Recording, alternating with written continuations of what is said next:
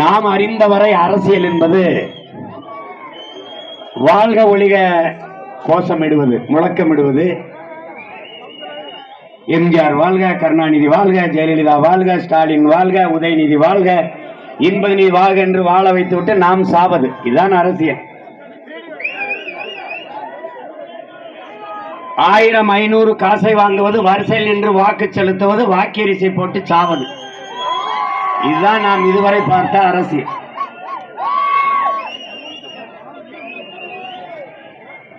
ஆனால் என் அன்பு சொந்தங்களே, என் அருமை உடன் பிறந்தார்களே, அரசியல் என்பது அது அல்ல. அது அல்ல. உண்மையிலேயே அரசியல் என்பது என்ன? அதை அறிந்து கொள்ளாமல், தெரிந்து கொள்ளாமல் நாம் ஒருபோதும் உரிமையடைய முடியாது, எழுச்சி பெற முடியாது, மேன்மையடைய முடியாது, வாழ முடியாது என்பதை நீங்கள் அறிந்து கொள்ள வேண்டும். உங்கள் பிள்ளைகள் எங்களை விட்டால் இதை பேசுவதற்கு யாரும் இருக்க மாட்டார்கள், வரமாட்டார்கள்.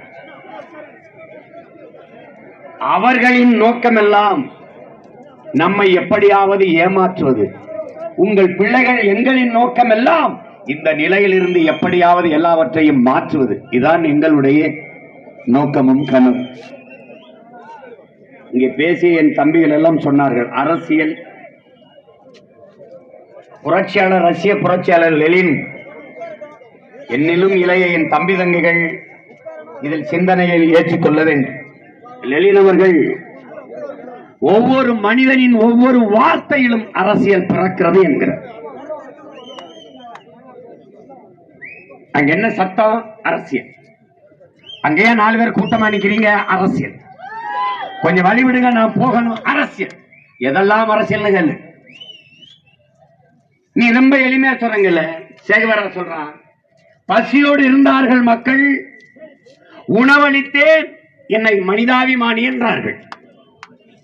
ஏன் இவர்களுக்கு சோறு கிடைக்கவில்லை என்றேன், கம்யூனிஸ்ட் என்றார்கள். இதான் நீ ஏண்டா இவனுக்கு சோறு கிடைக்கலன்னு கேட்டீங்கன்னா, நம்ம தாத்தா தெய்வ திருமகன் முத்துராமலிங்கத்தவர் நம்ம கற்பிச்சது என்ன? நீ ஒன்றும் கேட்காமல் ஊமையாக இருக்கிற வரை நீ தேசியவாதி. நீ உரிமை என்று பேசிவிட்டால் நீ தேச துரோகி. இவனதான் இவன் நமக்கு கற்பிச்சிருக்கார் அரசியல். புரியுதா? நல்லா விளங்க. அரசியல் என்ற எண்ணம் இல்லாதவன் மனிதனாகவே இருக்க முடியாது. இதை சொன்னது அண்ணல் காந்தியடிகள். நல்ல ஒண்ணு விளங்கி. நீ அரசியல்னா ஏதோ அது அப்படியே கரை வெட்டி கட்டிக்கிறது, ஸ்டாலின் படத்தை வச்சுக்கிறது, உதயநிதி படத்தை வச்சுக்கிறது,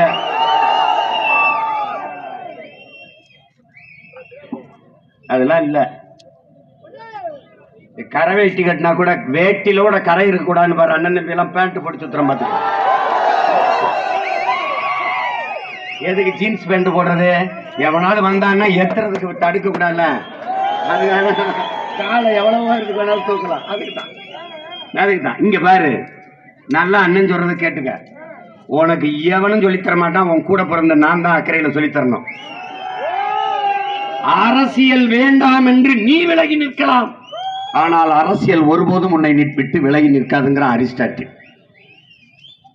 பிளாட்டோ, சாக்ரட்டிஸின் மாணவன் பிளாட்டோ, பிளாட்டோவின் மாணவன் அரிஸ்டாட்டில். பிளாட்டோ சொல்றான், நீ அரசியல் வேண்டாம் என்று விலகி நின்றால் யாரை அருவருக்காயோ அவனுடைய ஆட்சியின் கீழே வாழ நேரிடும். இப்ப நீ உனக்கு பிடிச்ச ஆட்சியில வாழ்ந்துட்டு இருக்க, பிடிக்கல ஆனாலும் வாழ்ற. ஏன்? நீ அரசியல் வேண்டாம் என்று விலகி நின்றுட்ட.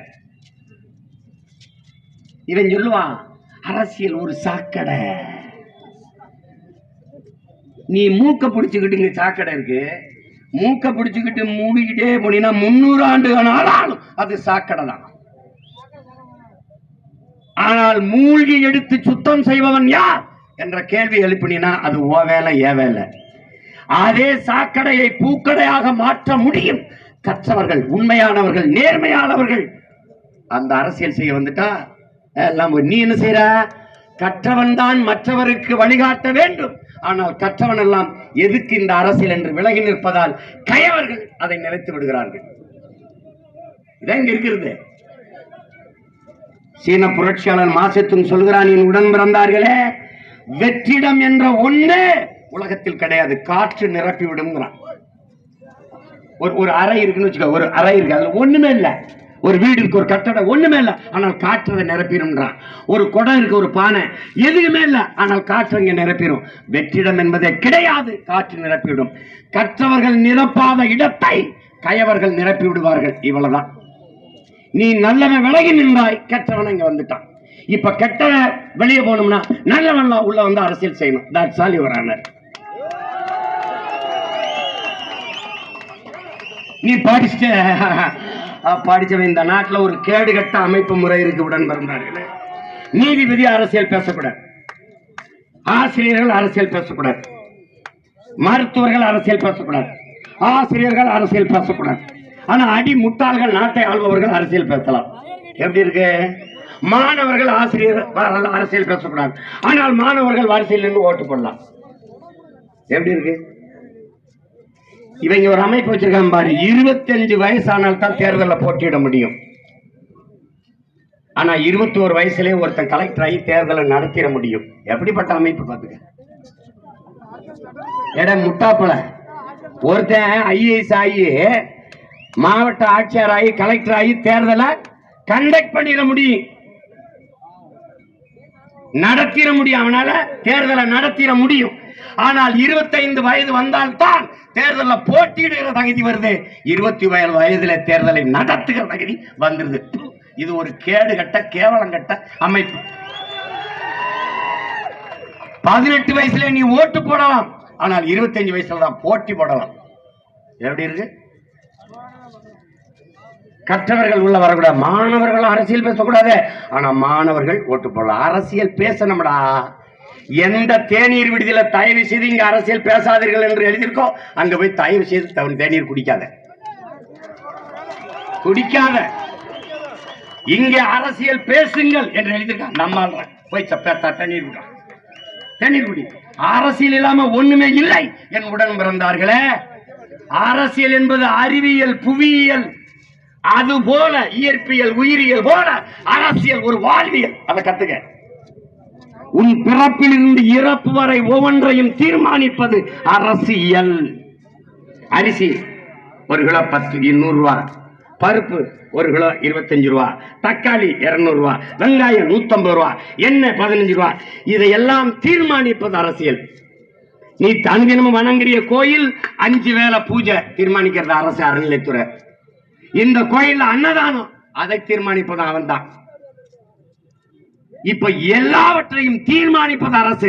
பிறந்துட்டா பிறப்பு சான்றிதழ் அரசு, இறந்துட்டா இறப்பு சான்றிதழ் அரசு, பிறப்பிலிருந்து இறப்பு வரை அனைத்தையும் தீர்மானிப்பது அரசு. அந்த அரசை தீர்மானிப்பது அரசியல். நல்லா கவனிச்சுக்க. அப்ப உன் வாழ்க்கையில் முதலிலிருந்து முடிவு வரை எல்லாவற்றையும் அரசு தீர்மானிக்குது. அரசை அரசியல் தீர்மானிக்குது. அந்த அரசியலை நீ தீர்மானிக்காமல் வேற யார் தீர்மானிப்பால் என்பதை புரிவு. ஒரு எளிய உதாரணம், எனது மூச்சு காற்றை நான் தான் சுவாசிக்கணும். எனக்காக நீ சுவாசித்து நான் உயிர் வாழ முடியாது. என் உணவை நீ உண்டால் எனக்கு பசி தீராது. என் உணவை நான் தான் எடுத்து உண்ணணும். என் மூச்சு காற்றை நான் தான் சுவாசிக்கணும். எனக்கான அரசியலை நான் தான் செய்யணும். மாடு இழுக்க திணறுமிட அந்த செக்க ஒற்றை மனிதன் இந்த மண்ணின் விடுதலைக்கு இழுத்தான்னா நீ நினைச்சு பாரு. அங்க எழுதி வச்சிருக்கு, எங்க பாட்டிக்கு கேட்டேன் மதிக்கிட்ட, அது என்ன என் பாட்டிய இந்திய ராணின்னு போட்டிருக்க? அது இந்திய ராணியா? எங்க அப்பத்தா காலத்துல ஏதுடா இந்தியா? என் பாட்டன் பூலித்தேவன் அழகுமுத்துக்கோன் காலத்துல ஏதுடா இந்தியாவா? இந்தியா உன் பாரத மாதா புடுங்கின மாதா அங்கிட்டா இருந்தா. இது ஏன் நாடா? வெள்ளைக்காரன் கட்டிய எல்லா பாளையங்களையும் சமஸ்தானங்களையும் ஒன்றிணைத்து உருவாக்கிய நிலப்பரப்பு இந்தியான்னு பேர் வச்சான். என் பாட்டி இருக்கும்போது தமிழ்நாடு, என் பாட்டன் பூலித்தேவன் அழகுமுத்துக்கோன் சுந்தரலிங்கலாம் இருக்கும்போது தமிழ்நாடு, தமிழர் தாயக விடுதலை. அன்னைக்கு அது இந்திய. அங்கே பாரத மாதாக்கு ஜெயலாம் என் பாட்டி பாயல வெற்றிவேல் வீரவேல் அப்படிதான் பாங்க. நாங்க அதாவது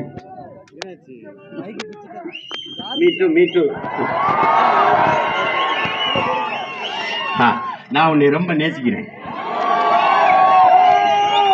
அன்பை கூட தாய்மொழியில் பரிமாற தெரியாத இனம் வாழாது. அதனால நான் உன்னை ரொம்ப நேசிக்கிறேன். அரசியல்ங்கிறது என்ன? பெருந்தலைவர் காமராஜர்கிட்ட பத்திரிகையாளர் கேட்கிறாங்க, நம்ம தாத்தாட்ட போய், ஐயா ஐயா ஐயா அரசியல்னா என்னையா? அவரு அதாவது இங்க பாருங்க, சனம் தண்ணி வரலன்னு குடத்தை வச்சு அங்க போராடிக்கிட்டு இருக்கு, நான் என்னன்னு கேட்க போய்கிட்டு இருக்கேன், இவ்வளவுதான் அரசியல். அவருடைய கருத்து என்ன தெரியுமா? அவருடைய கருத்து என்னமா? அரசியல் என்பது முழுக்க முழுக்க மக்களுக்கான சேவைதான். இதுதான் அரசியல். அது தாத்தா எங்களுடைய தலைவன், என்னுடைய என்னுயிர் அண்ணன் மேதகவி பிரபாகரன் அவர்கள், அரசியல் என்றால் அரசியல் என்பது மக்களின் மீது அதிகாரம் செலுத்துகிற விவகாரம் அல்ல, அது மக்களுக்கு ஆற்றப்படுகிற தொண்டு. அவன் பிள்ளைகள் சீமானும் தங்கை தம்பிகளும் அவர்கள் வகுத்துக் கொண்ட கோட்பாடு, அரசியல் என்பது அனைத்து உயிர்களுக்குமான தேவையும் அதை நிறைவு செய்யும் சேவையும் தான் அரசியல். எங்களுடைய அரசியல் மனிதருக்கு மட்டுமானது அல்ல. தமிழர்கள் நாங்கள் மனிதநேயவாதிகளே அல்ல, நாங்கள் உயிர்ம நேயர்கள்.